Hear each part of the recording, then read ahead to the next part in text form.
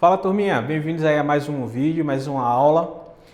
Hoje a gente vai falar de um assunto um pouquinho diferente das aulas anteriores. A gente vai mudar um pouquinho a temática da geografia para o sexto ano. E aí a gente vai começar a falar sobre o relevo e as suas diferentes formas, como ele é formado, como ele é modelado. Então a gente vai dar a introdução do nosso assunto, tá? E aí, posteriormente, a gente vai entrando em mais detalhes, vai falando de forma mais aprofundada sobre o que é relevo de fato. Mas olha só, primeiramente, relevo é uma palavra que na geografia ou no dia a dia a gente pode escutar corriqueiramente. A gente pode escutar em uma reportagem no jornal, a gente pode ver em algum site, em alguma rede social, algo que tenha coisas relacionadas a relevo. Mas o que é relevo de fato? A definição é bem simples, trata-se das formas da superfície da Terra. A superfície da Terra, ela não é como um globo terrestre que a gente vê, aquele globo terrestre escolar, que a superfície dele é toda lisinha, não tem nenhuma deformação. A superfície terrestre, sim, ela é totalmente deformada, ela vai ter elevações e vai ter também áreas que são mais baixas. Então, essa variação de altitude que eu vou ter na superfície da Terra é a definição principal do que são as formas de relevo, certo? Então, relevo nada mais é do que as diferentes formas que a gente vai ter na superfície terrestre, ok? Mas olha só, com relação a relevo, a gente pode destacar 4 tipos de relevo que existem na Terra. O restante que a gente vai encontrar são variações, certo? Olha só, os 4 principais são montanha, depressão, planalto e planície. Mais para frente a gente vai estudar com calma cada um tipo de relevo existente, certo? Mas só para você saber inicialmente, são 4 tipos diferentes de formas de relevo. Então eu tenho as montanhas, as depressões, os planaltos e as planícies. Aqui no Brasil, né, a título de curiosidade, nós só não vamos ter as montanhas, tá? Nós não vamos ter montanhas no Brasil. Ah, professor, mas o que é aquela quando a gente viaja lá para o sertão, se alguém da turma já fez alguma viagem para o sertão, algum local próximo aqui para o interior, deve ter percebido que lá no horizonte, vez por outra, aparecem aquelas elevações e tal. E que montanha bonita, mas será que aquilo é montanha de fato? A gente vai estudar isso nas próximas aulas, tá? Então já saiba que não existem montanhas no Brasil, ok? O que vai existir na verdade? São as depressões, os planaltos e as planícies, tá? De diferentes formas. Mas esses 3 tipos de formas de relevo vão existir no Brasil, exceto as montanhas, beleza? Então, vê só, ainda com relação ao relevo, no livro, a partir da página 328, 329, ele vai mostrar pra gente 2 coisinhas.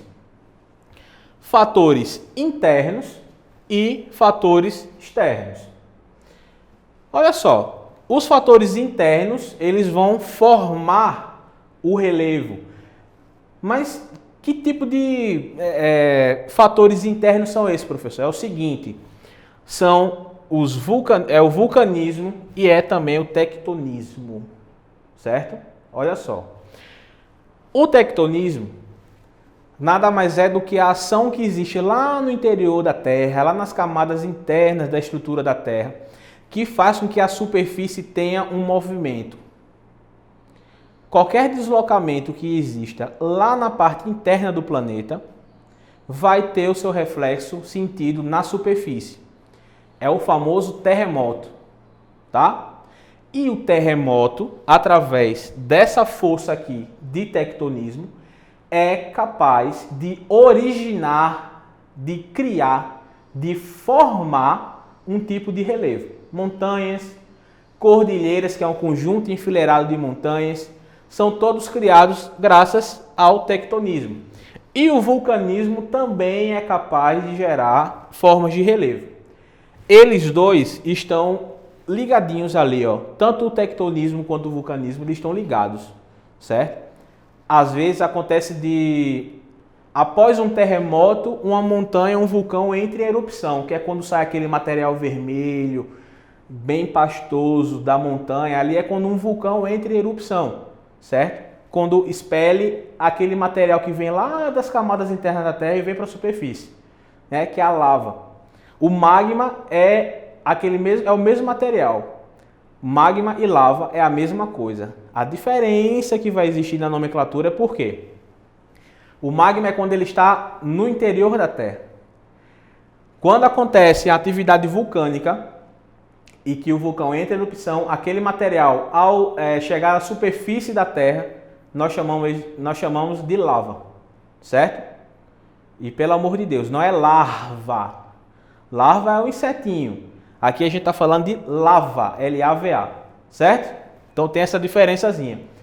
Ambos são capazes de formar tipos de relevo, certo? Aí a gente pula agora para os fatores externos. Uma vez formado, o tipo de relevo ele fica exposto na superfície terrestre.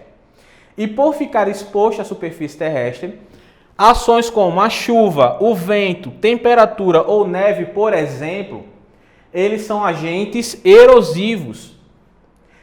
E o que esse agente erosivo vai fazer? Ele vai modelar esses tipos de relevo, certo? Então, uma montanha recém-criada, a gente está falando assim, recém, dá a impressão assim, foi formada há 5 anos, há 10 anos. Quando a gente fala em geologia, nós estamos falando de algo que dura milhões ou até bilhões de anos para ser formado. Não é como o miojo que você põe na panela, 3 minutos está pronto não, viu? É um processo muito lento, é um processo muito demorado. A natureza vai agindo de forma demorada. Tanto para formar, quanto para modelar os tipos de relevo, que é a função dos fatores externos. Então, aquela chuva que vai batendo na rocha, aquele vento que vai passando assim, vai batendo na rocha, pouco a pouco ele vai tendo seu trabalho lá, ele vai modelando as formas de relevo. Então, quando você vê uma formação montanhosa, uma formação de uma depressão, de um planalto assim, um formato bem curioso, bem diferente, saiba que aquilo ali foi feito num processo muito lento de erosão. Pode ter sido a chuva, pode ter sido o vento, a diferença de temperatura que altera o tamanho da rocha. Quando ela ganha mais temperatura, ela ganha mais volume. Quando ela perde temperatura, ela diminui também, volta para o tamanho original. E aí há um desgaste, a rocha vai se modificando. A neve também, quando você tem um movimento da neve em cima da rocha, ela é capaz de alterar aquela rocha, aquela forma de relevo. Então, é um trabalho demorado, delicado, bem minucioso da natureza e faz com que os tipos de relevo eles são modelados. Beleza? Então é isso. Essa primeira parte é somente sobre a questão de o que é relevo, como ele é formado e como ele é modificado, certo? Olha só, continuando aqui. A gente estava falando muito de rochas, né? Que as rochas elas são modeladas pelos agentes erosivos e tudo mais. O nome disso aí, dessa modificação da rocha, a gente chama de intemperismo e a gente vai estudar isso um pouco mais para frente. Agora a gente vai ver o que é uma rocha, quais são os tipos de rochas existentes e minerais. Rocha e mineral é a mesma coisa? Não, não é a mesma coisa. Eu vou explicar a vocês o porquê.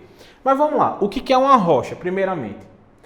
Rocha é um conjunto de 2 ou mais minerais que, por ação de temperatura e pressão lá embaixo da superfície da Terra, vão se juntar. São minerais de características e cores de espessuras diferentes que se juntam formando uma rocha, certo? Então, existem tipos diferentes de rochas e como é que elas são formadas, beleza? Olha só. O primeiro tipo são as rochas ígneas ou magmáticas.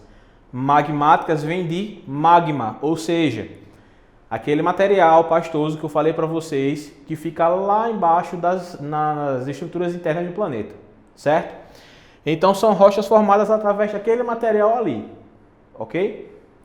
Existem também as rochas sedimentares, que são compostas pelo desgaste dessas primeiras rochas aqui, ó, O desgaste dessa rocha gera um material chamado sedimento, e esse sedimento, como é que a gente pode dizer assim? Ele vai endurecendo, vai se juntando, se compactando, ficando mais resistente, e aí forma as rochas sedimentares. E aí a gente vai ter também as rochas metamórficas. Metamórfica vem de metamorfose, que significa transformação.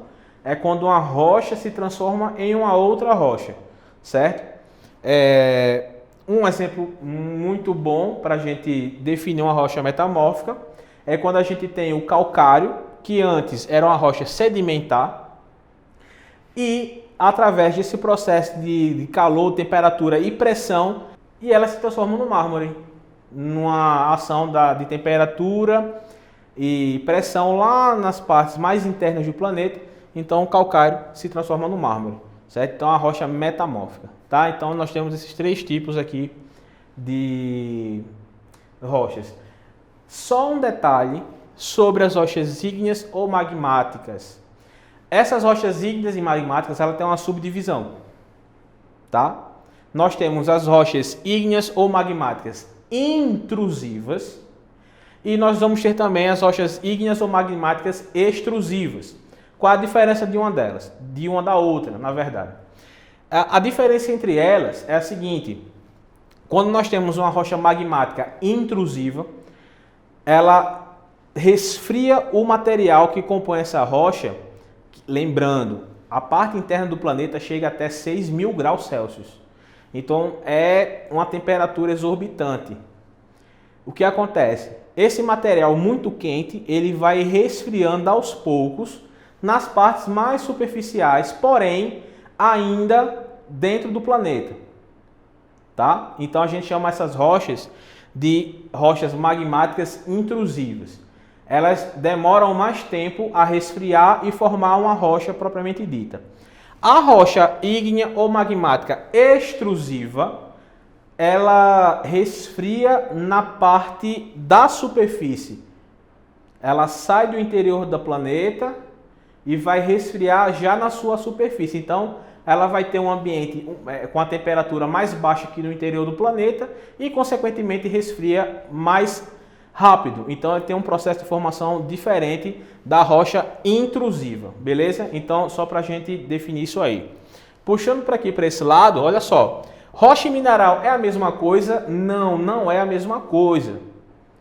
A rocha ela é composta por minerais diferentes, tá? O mineral é uma substância natural. Não pode ser reproduzida artificialmente pelo homem, tá? E ela tem uma composição química bem definida. Isso ajuda também na definição da sua cor. Ou seja, os minerais ela tem uma cor bem forte e bem característica, certo? Então, olha só. Quando o mineral ele se junta com outros, dão origem às rochas, tá? Então, rocha não é a mesma coisa necessariamente que mineral. Apesar do que a rocha, ela é composta por 2 ou mais minerais, certo? Mas são coisas totalmente diferentes. Nem todo mineral tem um aspecto de uma rocha, tá? Existem minerais que têm o seu estado físico não só sólido, mas líquido também, tá? Então, os minerais, alguns deles podem ser muito valiosos para o comércio. Outros podem não ter valor algum para o comércio. Esses minerais eles são extraídos do subsolo, assim como também alguns tipos de rochas, e são muito utilizados na construção civil, na confecção de bijuterias, por exemplo. Quem é que não queria encontrar um pedaço gigante de diamante e vender? Então vai ficar milionário da noite para o dia.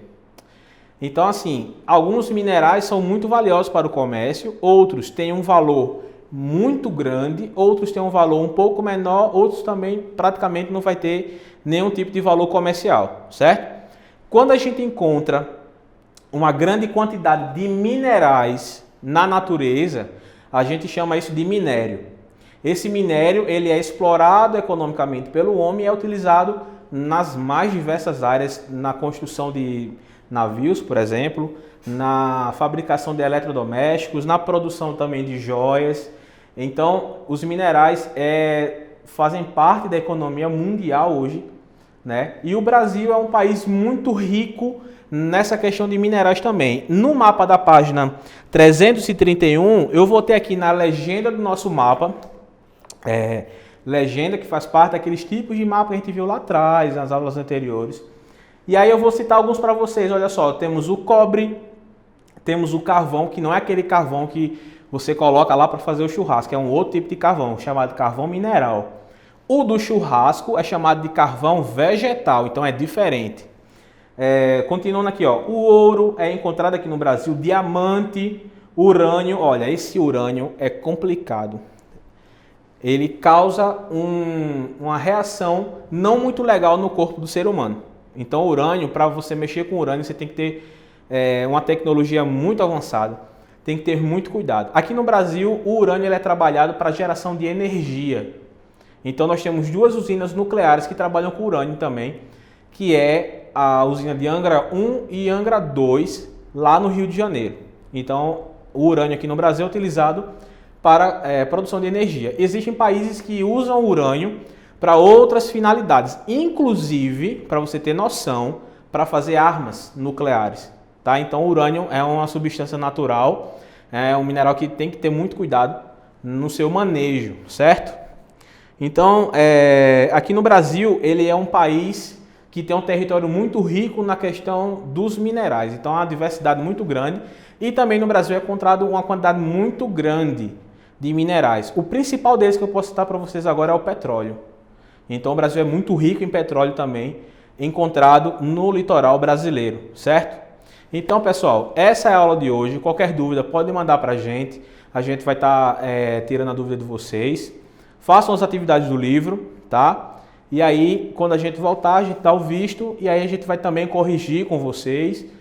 Qualquer dúvida, manda pra gente, a gente manda a resposta para você ou grava outro vídeo explicando melhor para você o conteúdo das aulas, beleza? Então se cuidem, fiquem bem e até a próxima aula.